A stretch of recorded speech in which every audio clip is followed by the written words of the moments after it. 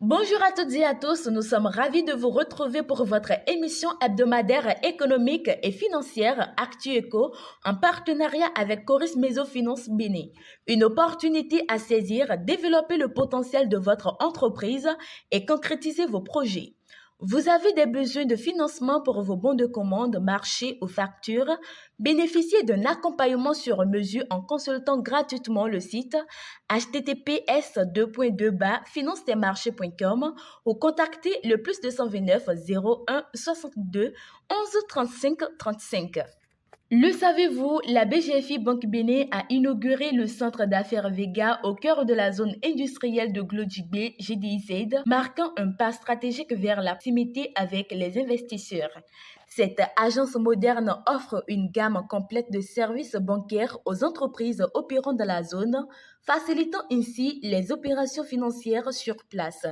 Lors de l'inauguration, les dirigeants de BGFI Bank et de la CIPI Bénin ont souligné l'importance de cette initiative pour soutenir la dynamique industrielle du pays. Déjà engagée à hauteur de 81 milliards de francs CFA, la zone dont 55 milliards décaissés, la banque réaffirme son rôle de partenaire clé de l'industrialisation. L'agence Vega est dotée d'équipements performants incluant hall, guichets, caisses, gros dépôts et espaces VIP pour un accompagnement sur mesure des acteurs économiques. De l'autre côté, en 2024, le crédit bancaire au Togo a rebondi de 12%, atteignant 1094,7 milliards de francs CFA après une baisse en 2023. Cette reprise est principalement portée par les entreprises qui ont mobilisé 658,3 milliards et l'État dont les financements ont été multipliés par 8. En revanche, les ménages ont vu leur crédit baisser, notamment à la consommation. Le crédit à l'équipement a fortement progressé, reflétant un regain d'intérêt pour les investissements productifs.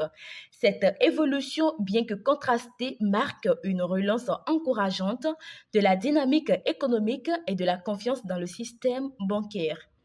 Autre information, malgré un recul par rapport à la semaine précédente, le marché des titres publics de l'UEMOA est resté dynamique du 14 au 18 juillet 2025 avec 173,25 milliards de francs CFA mobilisés. Le Bénin, le Burkina Faso et la Côte d'Ivoire ont confirmé leur attractivité grâce à une forte demande des investisseurs, notamment locaux. Les bons du Trésor ont dominé les opérations tandis que les taux de couverture élevés témoignent d'un intérêt soutenu.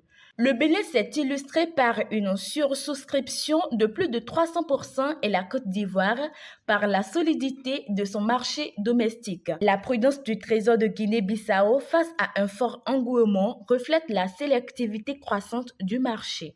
Et pour finir, la région Moyen-Orient et Afrique du Nord progressent dans la lutte contre la pauvreté grâce à l'amélioration notable de la collecte de données, notamment via les enquêtes sur les budgets des ménages.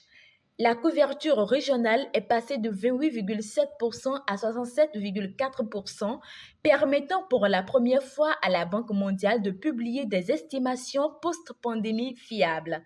Bien que la pauvreté y ait augmenté depuis 2010, des signes de reprise apparaissent notamment en Iran et en Égypte grâce à des politiques sociales ciblées. Les nouvelles données permettent une compréhension plus fine des inégalités et soutiennent l'élaboration de politiques publiques efficaces. Cette avancée renforce les capacités de suivi des progrès vers l'élimination de la pauvreté, ODD. Ainsi prend fin ce numéro de votre émission Actu Eco. Merci de l'avoir suivi. À la prochaine.